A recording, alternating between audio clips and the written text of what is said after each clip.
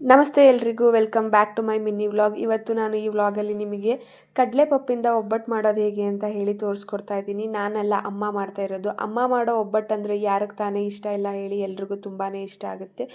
ಮೊದಲು ಕೊಬ್ಬರಿ ಮತ್ತು ಕಡಲೆನ ನೀಟಾಗಿ ಸಾಫ್ಟಾಗಿ ಗ್ರೈಂಡ್ ಮಾಡಿ ಎತ್ತಿಟ್ಕೊಂಡಿದ್ದೀವಿ. ಅದಾದಮೇಲೆ ಬೆಲ್ಲನ ಕರ್ಗೋದಕ್ಕೆ ಇಟ್ಕೊಳ್ತಾ ಇದ್ದೀನಿ. ಬೆಲ್ಲ ಕರ್ಗೋ ಟೈಮಲ್ಲಿ ನಾವಿವಾಗ ಮೈದಾನ ರೆಡಿ ಮಾಡ್ಕೋಬೇಕಾಗುತ್ತೆ. ಮೈದಾ ಹಿಟ್ಟನ್ನು ಕಲಿಸ್ಕೊಂಡು ಅದಕ್ಕೆ 1 ಕಪ್ ಚಿರೋಟಿ ರವೆ ಹಾಗೆ 2 ಕಪ್ ಆಗುವಷ್ಟು ಮೈದಾ ಹಿಟ್ಟನ್ನು ಹಾಕಿ ಎಣ್ಣೆ ಹಾಕಿ ನೀಟಾಗಿ ರೆಡಿ ಮಾಡ್ಕೊಂಡಿದ್ದೀವಿ. ಅಷ್ಟರಲ್ಲಿ ಪಾಕ ಕೂಡ ರೆಡಿಯಾಗಿದೆ. ಬಂದಿರುವಂತಹ ಪಾಕಕ್ಕೆ ಗ್ರೈಂಡ್ ಮಾಡಿ ಇಟ್ಕೊಂಡಿರುವಂತಹ ಕಡಲೆ ಪಪ್ಪಿನ ಪುಡಿ ಹಾಗೆ ಮತ್ತು ಕೊಬ್ಬರಿ ತುರಿನ ಹಾಕಿ ನೀಟಾಗಿ ಅದನ್ನು ಮಿಕ್ಸ್ ಮಾಡಿಕೊಂಡು ಅಳ್ಳೋದಕ್ಕೆ ಇಟ್ಟಿದ್ದಾದಮೇಲೆ ಅದೆಲ್ಲ ತಣ್ಣಗಾದಮೇಲೆ ಉಂಡೆಗಳನ್ನ ಮಾಡಿಕೊಂಡು ಚಿಕ್ಕ ಚಿಕ್ಕ ಸೈಜಲ್ಲಿ ಮೈದಾ ಹಿಟ್ಟದಲ್ಲಿ ಹೂರಣನ ಹಾಕಿ ಒಬ್ಬಟ್ಟನ್ನ ತಟ್ಕೊಂಡ್ರೆ ಆಯಿತು. ತುಂಬಾ ಬಿಸಿಯಾಗಿ ರುಚಿಯಾದಂತಹ ಕಡಲೆ ಒಬ್ಬಟ್ಟು ರೆಡಿಯಾಗುತ್ತೆ. ನಿಮ್ಗೆ ಯಾರಿಗಾದರೂ ಇಂಟ್ರೆಸ್ಟ್ ಇದರಲ್ಲಿ ನಾನು ಪೂರ್ತಿ ವಿಡಿಯೋನ ನನ್ನ ಯೂಟ್ಯೂಬ್ ಚಾನಲಲ್ಲಿ ಅಪ್ಲೋಡ್ ಮಾಡಿದ್ದೀನಿ, ಹೋಗಿ ಚೆಕ್ ಮಾಡಿ. Thanks for watching.